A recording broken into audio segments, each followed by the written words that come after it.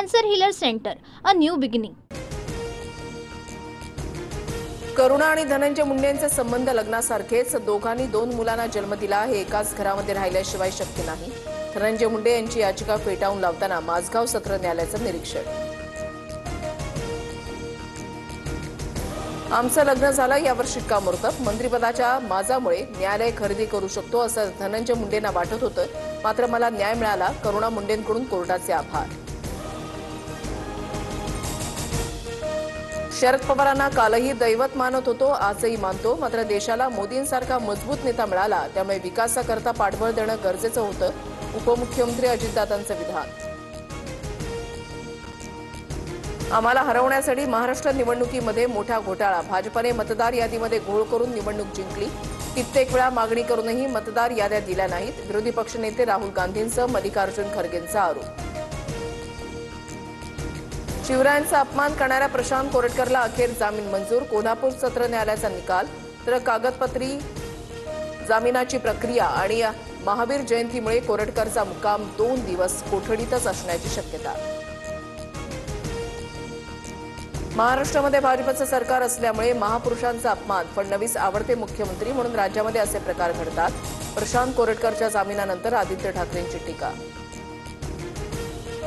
थकीत 27 कोटींपैकी 22 कोटी कर तत्काळ भरा, अन्यथा 2 दिवसामध्ये जप्तीची नोटीस काढणार.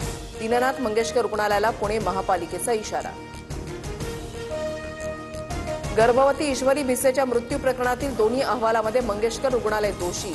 डॉक्टर सुश्रुत घैसास यांच्यावर राज्य सरकार 2 दिवसामध्ये कारवाई करणार, सूत्रांची माहिती. मस्साजोग गावातील अवादा कंपनीमध्ये केबल चोरीची घटना. सुरक्षा रक्षक आणि कर्मचाऱ्यांचे हातपाय बांधून मारहाणीची धमकी देत चोरी.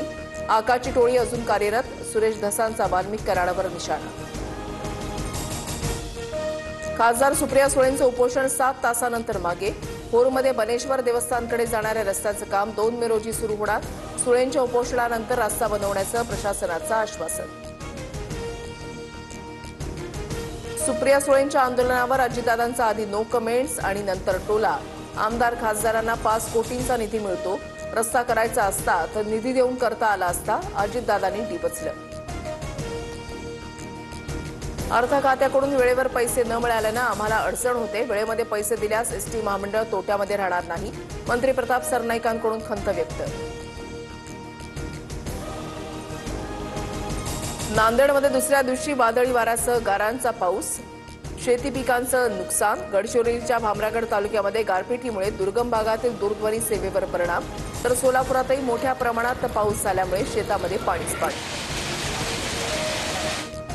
26/11चा मास्टर माइंड तहव्वूर राणाला उद्या भारतामध्ये आणणार. एनआयएची टीम तहव्वूर राणाला घेऊन रवाना.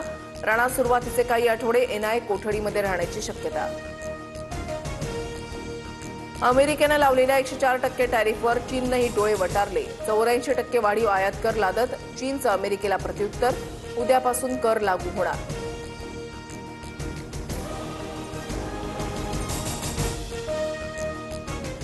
Cancer Healer Center, a new beginning.